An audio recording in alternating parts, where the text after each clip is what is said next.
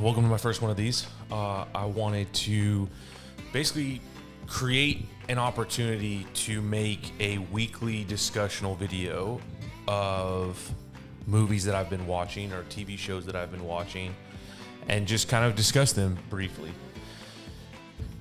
This isn't a review show, so I just want to say that, like right off the bat, this isn't a.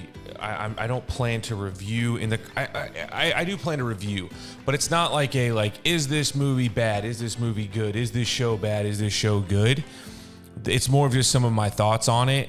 Most likely, majority of these are going to be ones that I liked, and I probably won't do very many that I didn't like. I have just no desire to get on here and talk negative about other filmmakers and their work. But I do want to have discussion about some movies that are out there, and not just because, oh man, that's such a great movie, or oh, that's Oscar worthy, or oh, this or oh, that, but like very specific things on why these movies moved me, why I liked them, why I didn't like them, and or not didn't like them, things that I might have not liked in them, or things that I don't know. So I guess I said that I wasn't going to do that. So again, I'm going to try to avoid, I'm not going to avoid negativity, but I'm going to avoid, I'm not going to pick the latest, I won't talk about Aquaman on here. Let's just put it that way. That'll be the easiest way for me to put it. I won't be talking about The Flash on here either. So first episode, first one, here it is. The movie I want to discuss specifically too, because today, while I'm recording this, obviously this will be coming out probably in the next week or so, but today the Oscars were announced. The nominations, Oscars, were announced, and Killers of the Flower Moon was on that list.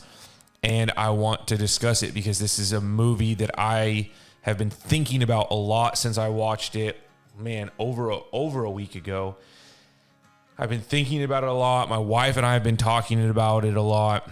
And so I just wanted to come on here and just kind of discuss it for a little bit. So Killers of the Flower Moon on IMDb, the quick synopsis, the log line is: when oil is discovered in 1920s Oklahoma under Osage Nation land, the Osage people are murdered one by one until the FBI steps in to unravel the mystery. It's directed by Martin Scorsese, written by Eric Roth and Martin Scorsese. I mean, this thing just got nominated for Best Picture, Best Director. Lily Gladstone, who is the lead female in this movie, got nominated for Best Actress. And then Robert De Niro, got nominated for Best Supporting Actor for his role in this. Leo got snubbed on this, as some of you might have read. But I'm a little sad about Leo being snubbed on this. I have heard from a few people that they didn't love his performance in this. But I think that the subtlety of his character got overlooked. He had so many subtle moments to his character. One of my favorite things about it, if you go to watch the movie, is you watch his character. It's really a psychological deal. You watch him have boastful, prideful moments and intimidated moments. And so there's these great moments throughout the film where specifically when he's with his uncle, De Niro's character, he curves his shoulders. He does this thing where he gets low when he's at the dinner table. He leans over real low, and I find it very fascinating because it's so he when he's with De Niro, even when he's with his wife, even when he's trying to court his wife or woo her, he sits up in his chair. But when he's at his uncle's table, he's leaned over. And I think it's just such a subtle thing, but it's showing the psychology of the character and basically just how beat puppy he is around his uncle, and then ultimately is willing to do whatever his uncle tells him, even up into the point of being a part of this conspiracy. I don't want to spoil a lot. It's a 3.5 hour movie. There's a lot of talk on the movie being too long. That was another big one. I don't agree with that. I think that if you're somebody out there that's listening and you're going to get in the comments and be like, this movie was too long, then I want you to add in there where you think that what should have been cut, what section should have been cut from the movie if you think it's too long. Like, what parts would you cut out? What storylines would you cut out to make it shorter? Because honestly, it moves so fast, and they're covering years and years and years and years of life. And so I feel like it would be very hard for me, especially coming from, I've spent a lot of years editing. I don't know what I would cut. Being in script development and reading a lot of scripts, I don't know what I would cut. Being in editing, I don't know what I would cut. Like, it's very difficult to figure out exactly what I would cut back. There are parts I actually felt like needed more time to breathe. But again, it's 3.5 hours. So then also, how do you say, man, this needs more time to breathe? And so I don't agree with this movie should be shorter. I think movies can be shorter. I think that you can make very impactful movies at an hour to an hour and a half. But I don't think that they have to be shorter. And I think that's the difference. I think there are stories that can fit into that hour and a half. And then there's stories like this in Oppenheimer that feel great. They feel epic and they feel long.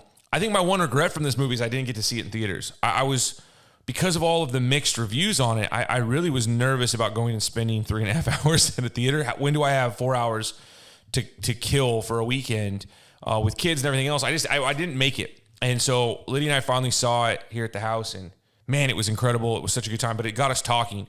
I think that's the biggest point. This is why I love this movie so much, is there's so many questions. It leaves so many questions. It doesn't entirely give you answers, and it stirs you like, could this story be real?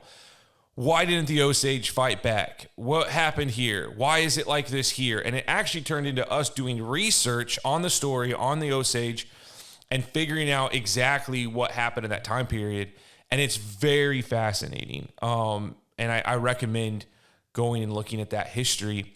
The other thing I would say about that as well, and again, I want to keep these kind of short, so I won't go too much further, but I think that one of the things about leaving you with questions rather than answers, and I think if you were like, man, why did she do that? Why was she doing this? Why did he do that? Those are good things. I heard Taylor Sheridan recently, the creator of Yellowstone, he said that if I will walk out of a movie if I feel like it's preaching at me, but my job as a writer, producer, director is not to give you answers, but to give you questions. And I think that's so true about art, true art, not just propaganda, a movie, feeding you a message. But I think that true art is something that just stirs all your emotions, makes you feel all these things, and then gives you a bunch of questions that you then can go on and find the answers. Maybe I honestly felt like I wanted to read the book. And then having done some research about the story, there's actually a lot more in the book that isn't in this movie. So you actually have like a complementary work of art to go with the true story of the book. And I think that's something that's very incredible about this movie as well. I'm excited for these stories to be told because I think Robert De Niro was in an incredible movie called The Untouchables. Brian De Palma directed that. Kevin Costner stars in it with Sean Connery, and he plays Al Capone. And I think it's interesting because his character in this was an Al Capone, but out in the Old West, out in the West. In this, yes, there's cars, but a very Western landscape. Native Americans, cowboys, all fighting for oil, over oil. This new gold rush, and I think it's just fascinating because these are stories that aren't told. I didn't grow up knowing about this story, and then you do the research into it, and you're like, oh my gosh, how did I never know about this story? They also talk in this movie about the Tulsa Massacre, and they talk about it a little bit in this because it happened around the same time. You have literally in Oklahoma, you have the Ku Klux Klan massacring African Americans in Tulsa, and then you have this conspiracy of white settlers basically wiping out the Osage people for oil. And there's just... there's so much to talk about. There's so much to talk about. And I almost wish I could have like a round table of people just to like discuss the implications of this in history, how it can speak to us. I don't know if I've really said much other than how good it is, but I think that to me, what I guess my encouragement to anyone would be is to watch movies like this that gets you thinking. If you are upset with something, like somebody messaged me on Instagram about this movie and said that They were upset with the Native Americans because they just sat there and let this happen to them. Well, this is a true story. They literally did actually just sit there and almost let this happen to them, which then asked the question, why? Why did they do that? And it stirred an emotion in you. And to me, that means the movie worked. That means the movie worked because now I'm asking that question, why? Why did they do that? Why would they be okay with this?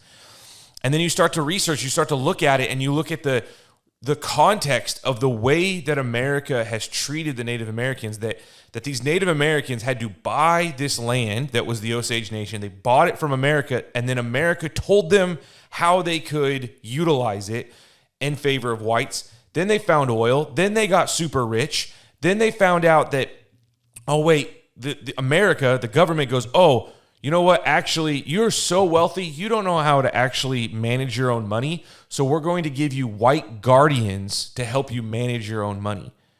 And they cover that in the movie. They don't go into grave detail of exactly how all of that politics works, but it starts to stir this question you of like, what the hell is happening with this? And I think that it does such a great job at asking those questions that hopefully actually stirs a response in you. And to me, that is what art is supposed to do. When you look at a painting, it's not supposed to give you a sermon. It's not supposed to give you a political speech. You look at a painting, you're moved emotionally, and it causes you to move, somewhere like poetry the same way. Maybe it causes you to think differently about something. I think that I will probably watch Killers of the Flower Moon multiple times and see something different every time I watch it. And I think that is the beauty of art, is that you can make something that you can see a different side. Man, I was really fixated on this character the first time I watched it, but the second time I watched it, this character stands out to me. You might have not noticed Leonardo as this beat puppy, but go back and watch his acting in that is just so superb. One person told me that Lily Gladstone's character is just cold, but if you watch her, same thing. She gives off these subtleties. One, she's a reflection of her culture that's hungry for a little bit of change at the same time. Like, she's intrigued by this white man and what he brings. And you see her kind of shift for a second. Unfortunately, not, it opens her up to attack, unfortunately, and to her family, attack on her family, which is super sad. But it's interesting because I think that then you start to gain, as you're going through 3 hours of this, you start to gain distrust for all the white people in the story. Who's good, who's bad, even this FBI guy, and you kind of go on that journey. What was it like to be that person and go through that? And I'm feeling those emotions while I'm watching it. And it's that, to me, is what gets me excited. I'm not saying this is a foolproof movie. I don't know. I'm voting. I can't vote, but I would vote for it for Best Picture. But I will say this. It's an incredible work of art that does what art is supposed to do. And that's my big pitch for it. You could love it and you can hate it. And if you hate it and you don't like it, then that's what art is supposed to do. And if you feel meh, most people aren't going to feel meh about this movie, right? And I think that's the important thing. I think you go and watch your latest superhero movie and you might feel a little meh, like I love it, didn't like it, whatever. That's other people's cup of sci-fi. But this movie, you either are going to love it, you're going to hate it, you're going to not be sure about it, you're going to feel all these things about it. And that's the really wonderful thing about this movie. So I encourage people to watch it now, especially now that it's on Apple TV Plus. If you have a hard time being able to sit through 3.5 hours of something, then you can stop it. But most likely, my guess is you will get sucked into it like we did, and watch it till the end. So, yeah, that's my recommendation for this week is Killers of the Flower Moon on Apple TV Plus.